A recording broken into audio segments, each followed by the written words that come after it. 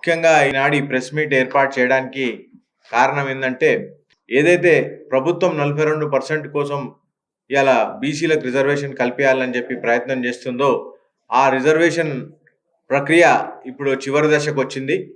మొన్న అసెంబ్లీలో తీర్మానం పాస్ చేసి కేంద్రానికి పంపించిన తర్వాత కేంద్ర ప్రభుత్వం దగ్గర అక్కడ ఉంది, ఇంకా అది పార్లమెంట్లో పెట్టలేదు. పార్లమెంట్లో పెట్టిన తర్వాత దాన్ని 9th షెడ్యూల్లో ఇంక్లూడ్ చేయాలని చెప్పి కాంగ్రెస్ పార్టీ డిమాండ్. ఆ 9th షెడ్యూల్లో ఇంక్లూడ్ చేస్తే 42% రిజర్వేషన్కు చట్టబద్ధత వస్తుందని చెప్పి వస్తుంది. అదేవిధంగా ఆర్డినెన్స్ తోటి కొన్ని ఇబ్బందులు వచ్చే పరిస్థితి ఉంది కాబట్టి దాన్ని 42% రిజర్వేషన్ అమలు చేయడానికి కేంద్రంలో మేమంతా కూడా కాంగ్రెస్ పార్టీ పెద్ద ఎత్తున ఒత్తిడి చేస్తున్నాం. ఇలా కాంగ్రెస్ పార్టీ ఎప్పుడు కూడా బీసీల పట్ల, బీసీలకు న్యాయం కావాలని చెప్పి పోరాడిన పార్టీ కాంగ్రెస్ పార్టీ.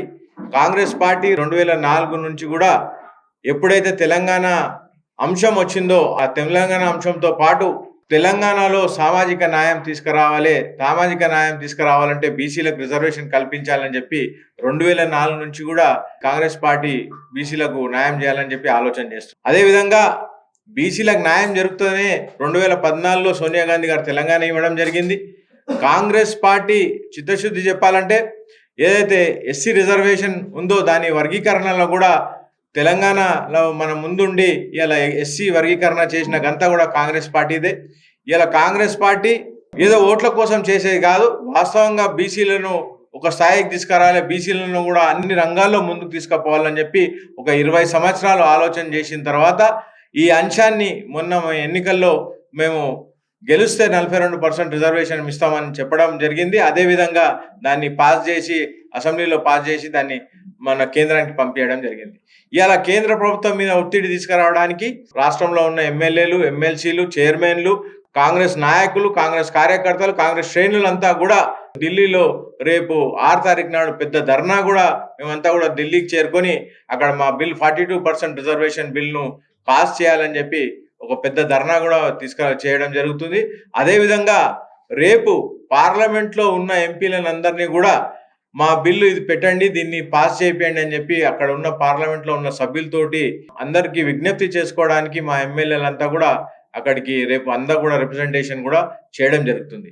అదేవిధంగా 7 తారీఖు నాడు మేమంతా కూడా ఢిల్లీలో ప్రెసిడెంట్ గారిని కలిసి ఇది చాలా సున్నితమైన అంశము, బీసీలకు న్యాయం జరుగుతుంది, తెలంగాణ వచ్చిన తర్వాత 42% రిజర్వేషన్ ఇవ్వకపోతే బీసీలు చాలా అన్యాయానికి గురవుతున్నారు.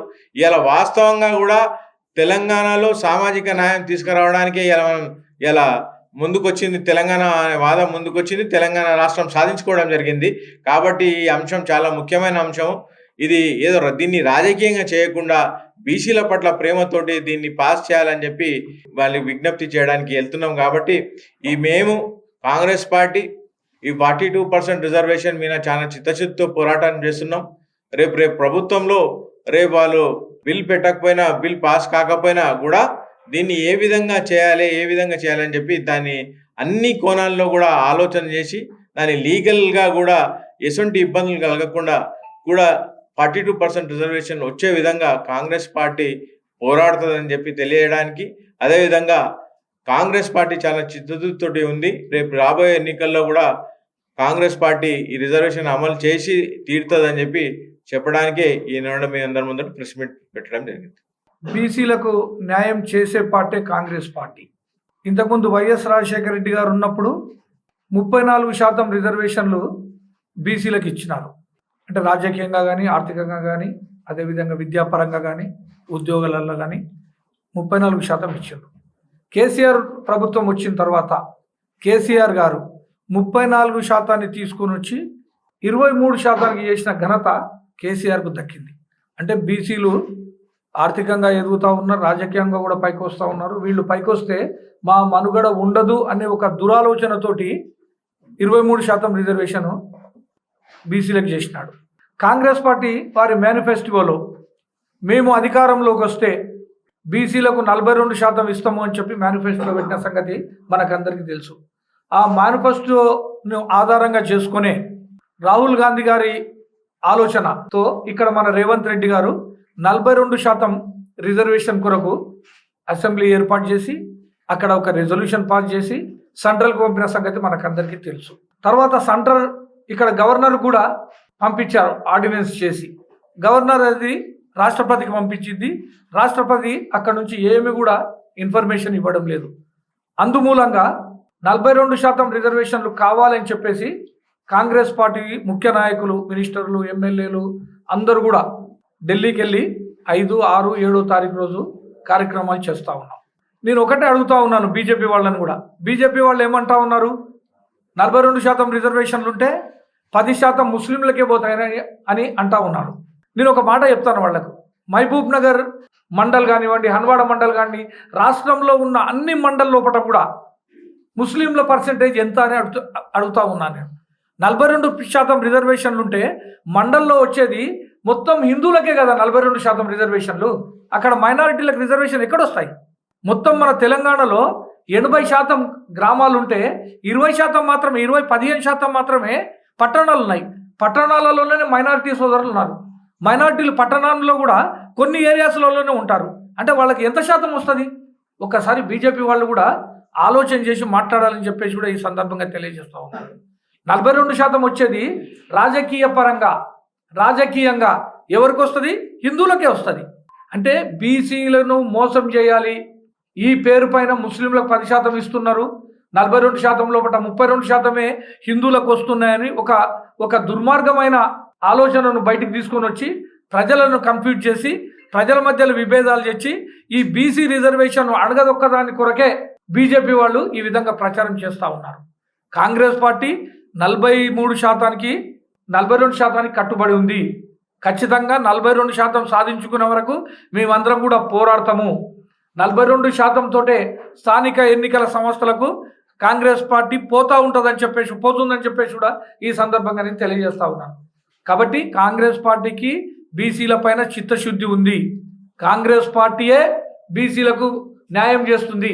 రాజకీయంగా కూడా కాంగ్రెస్ పార్టీయే బీసీలకు సముచిత స్థానం ఇస్తుంది అని చెప్పి ప్రధానంగా నమ్ముతుంది. కాబట్టే ప్రజలు కూడా ఒకసారి ఆలోచన చేయాలి.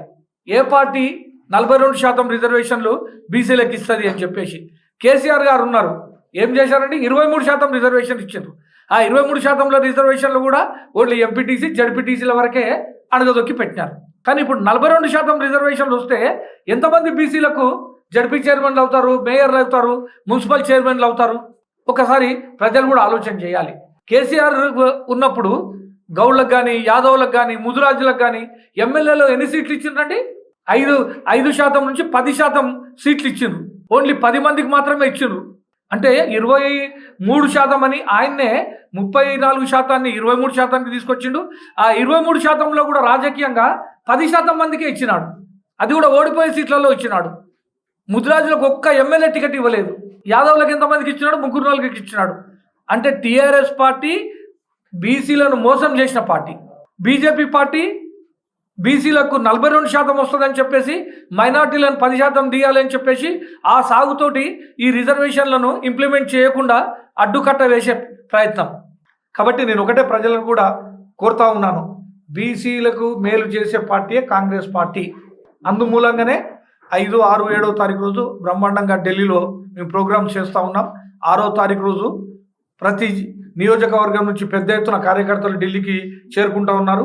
ఈరోజు హైదరాబాద్ నుంచి ట్రైన్ ఒకటి వెళ్ళింది మార్నింగ్ 9 o'clock, మళ్ళీ ఈవినింగ్ 4 o'clock సికింద్రాబాద్ నుంచి ట్రైన్ వెళ్తూ ఉంది. ప్రతి ఒక్కరు కూడా సీనియర్ నాయకులు, తర్వాత ఎవరైతే ముఖ్య నాయకులు ఉన్నారో వాళ్ళందరూ కూడా ఫ్లైట్లలో రేపు మార్నింగ్ ఢిల్లీకి చేరుకుంటున్నాము. అక్కడ 6వ తారీఖు రోజు పెద్ద ఎత్తున ధర్నా చేస్తూ ఉన్నాము. కేంద్ర ప్రభుత్వాన్ని మెడలు వంచి 42% సాధించుకునే విధంగా కాంగ్రెస్ అందరూ పోరాడుతున్నారని చెప్పేసి కూడా ఈ సందర్భంగా తెలియజేస్తా ఉన్నాం.